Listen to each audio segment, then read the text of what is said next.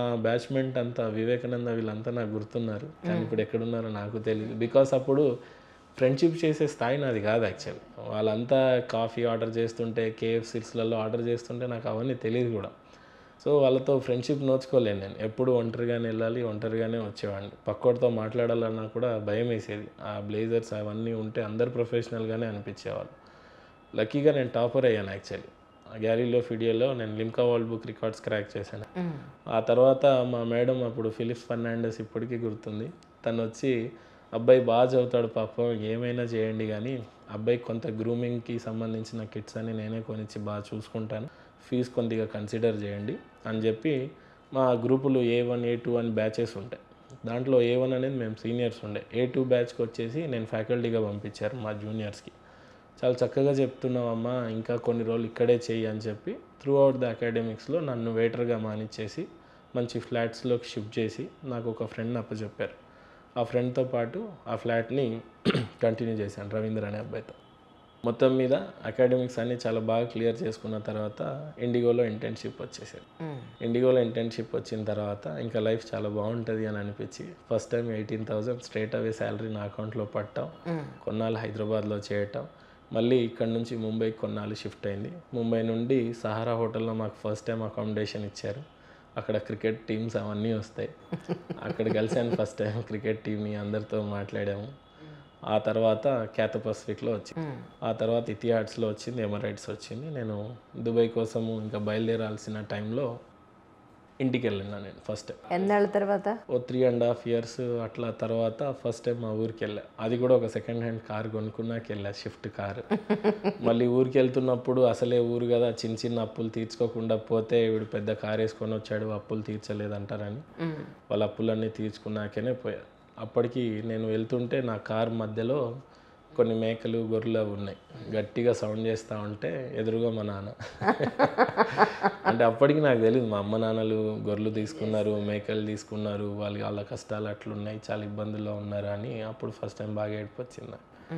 నాన్న మరి గొర్రెలు మేకలు అమ్మేసేయి, మనం వేరే ఏదైనా చూసుకుందాం, నేనున్నా చూసుకుంటా అంటే నిన్ను నమ్ముకుంటే కష్టం అయ్యా, వద్దు అని అన్నారు. ఆ తర్వాత మా నాన్నకి చెప్పాను, నాకు దుబాయ్కి వెళ్ళే ఆపర్చునిటీ ఒకటి వచ్చింది, కొంత ఒక 50,000 వరకు ఎక్కడైనా సమకూర్చండి, నేను వెళ్ళి బాగా సంపాదిస్తాను, ఏమైనా చేసి ఇవ్వండి అన్నాడు. మా నాన్న చేయలేదు. సో మా బ్యాచ్మెంట్స్ అంతా వెళ్ళిపోయారు, నాకు ఆపర్చునిటీ మిస్ అయిపోయింది.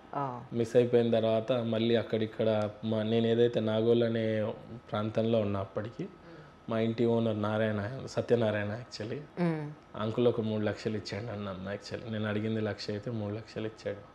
అండ్ లాస్ట్ మినిట్లో 2 lakhs ఉన్నాయి, 1 lakh తక్కువ పడుతూ ఉంటే ఎక్స్పెండిచర్కి సరిపోదేమో, అక్కడికి పోయిన తర్వాత దేశంలో ఇబ్బంది పడతానేమో, కొద్దిగా చూడండి అంకుల్ అని నైట్ అడిగాను ఆయన్ని.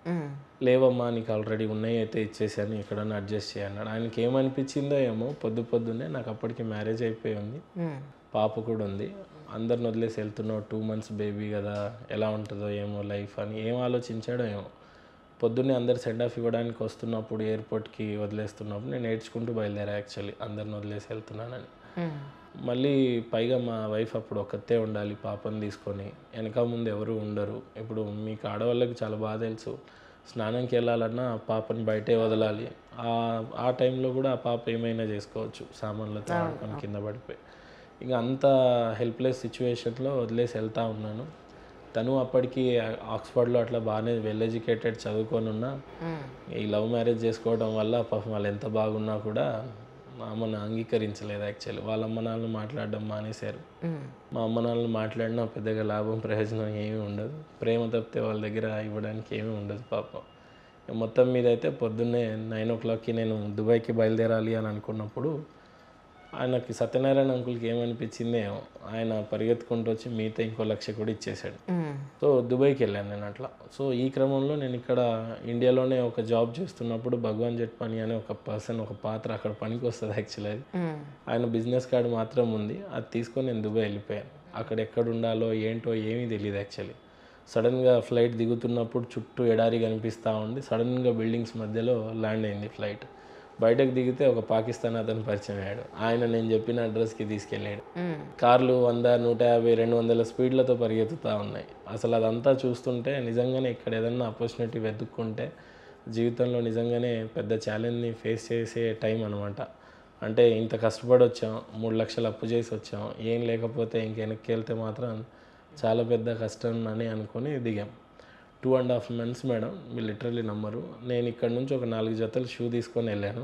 అంటే ఆ షూలు చినిగిపోయేంత వరకు తిరిగాను మేడం నేను. దుబాయ్లో ఈ ఇంచ్ తెలుసు నాకు, అంత గోడలు తెలుసు, గోడల్లో గోడ కలర్ కూడా తెలుసు, ఒక పోస్టర్ ఆ గోడ మీద ఏముందో కూడా తెలుసు. అంత ఇంచ్ తిరిగాను నేను ఒక్కొక్క గల్లీని. అంటే క్యాబ్లో వెళ్తుంటే స్టార్టింగ్లో వెళ్ళేవాడిని, తొందరగానే నా దగ్గర ఉన్న పాకెట్ మనీస్ అన్నీ అయిపోయినాయి. తీరా చూస్తే నాకు తినడానికి కూడా మిగిలిన డేస్కి వచ్చేసా. ఇక లిటరల్లీ షూస్ వేసుకొని 40-45 degrees ఎండలో బ్లేజర్ వేసుకొని నడుస్తుంటే షూ ఇప్పేస్తే మీకు గ్లాస్ వాటర్ వచ్చేసేది, అంత చెమటలు ఉండేవి దానికి. అలా ఒక్కొక్క ఏరియా మొత్తం తిరిగి ఇంటర్వ్యూస్ ఇస్తూనే ఉన్నాను. అక్కడ లేబర్ వర్క్ మీకు స్పీడ్గా దొరికిపోతుంది, కానీ ఎంప్లాయ్మెంట్ రిలేటెడ్గా, ఎయిర్లైన్స్ రిలేటెడ్గా, లేకపోతే ఏదన్నా స్కిల్ రిలేటెడ్గా ఏ జాబ్ దొరకదు. అది అక్కడికి వెళ్ళిన తర్వాతనే తెలిసింది. ఎవరన్నా లోకల్ పర్సన్ గార్డియన్స్ మీకు సెక్యూరిటీ ఇవ్వాల్సి ఉంటుంది. మన దగ్గర ఇండియన్స్ ఎక్కువగా అక్కడ లేబర్నే చూశాను నేను. ఇంకా కొన్ని షోరూమ్స్లలో మన ఇండియన్స్ ఉన్నా కూడా వాళ్ళు ఇంకొకళ్ళ షూరిటీ మీద ఉంటారు. సో ఎట్టి పరిస్థితుల్లో నాకు షూరిటీ దొరకదని ఆ 2.5 monthsలో తెలిసింది. ఆ తర్వాత నన్ను ఇక్కడ భగవాన్ జెట్వానీ అనే ఒక పర్సన్ ఎవరైతే నాకు పరిచయమో ఆ బిజినెస్ కార్డ్ ఇచ్చారు నాకు. కనీసం ఆయనైనా కలిస్తే ఏమన్నా జాబ్ వస్తుందేమో అని చెప్పేసి ఆయన దగ్గరికి వెళ్తే అక్కడ ఆయన ఎంట్రీ అదంతా కూడా నాకు అపాయింట్మెంట్ దొరికే పరిస్థితి ఏం లేదు. ఆయన్ని కలవడానికి 9 నుంచి సాయంత్రం 9 వరకు ఉండి ఆయనని పట్టుకుంటే ఆయన నన్ను గుర్తుపట్టలేదు. తీరా సరేలే ఏదో వచ్చావుగా ఇండియా నుంచి అంటున్నావు కదా, నా కనికరం చూపించి ఆయన ఆఫీస్కి పిలిస్తే చాలాసేపు మాట్లాడాను నేను. మాట్లాడితే నేను నీకైతే జాబ్ ఇవ్వలేను, కానీ నీ స్కిల్ రిలేటెడ్గా నువ్వు ఎయిర్లైన్స్లలో చేసావు కాబట్టి ఐదర్ ఎయిర్లైన్స్ అయితే హోటల్స్ నీకు సూటబుల్ అవుతుంది అని చెప్పేసి నేను నీకు చేయాల్సిన సాయం ఒకటే అని పర్స్ తీసి అందులో ఎంత డబ్బు ఉంటే అంత నాకు ఇచ్చేసాడు. అదొక 3,000 dirhams, అంటే మళ్ళీ నన్ను రీబ్యాక్ చేయడానికి యూజ్ అయింది. అప్పటికి ఎమిరేట్స్కి ఒకసారి నేను ఇంటర్వ్యూ ఇచ్చేస్తున్నాను, సెలెక్ట్ అయి ఉన్నాను. సెకండ్ ఇంటర్వ్యూ మళ్ళీ ఎప్పుడో మెయిల్ వస్తుంది, అప్పుడు చూసుకోవాలి అని అన్నారు. మళ్ళీ నేను మెయిల్ వచ్చింది అదే రోజు. నేను ఇంకా ఇండియాకి కరెక్ట్గా 8 రోజుల్లో నా వీసా ఎగ్జిట్ అయిపోతుంది. అప్పుడు మెయిల్ వచ్చింది. ఇంకా ఆల్మోస్ట్ సెకండ్ రౌండ్ క్వాలిఫై అయిపోయినా. నేను వాళ్ళకి చెప్పాను సెకండ్ రౌండ్లో నా వీసా ఇలా అయిపోతుంది మేడం, మీరు ఏదో ఒకటి హెల్ప్ చేయాలి అని చెప్తే, లేదు మేము చేయలేము, మాది ఎంఎన్సీ కంపెనీ, మాది అలా ఏమి ఉండదు అన్నాడు.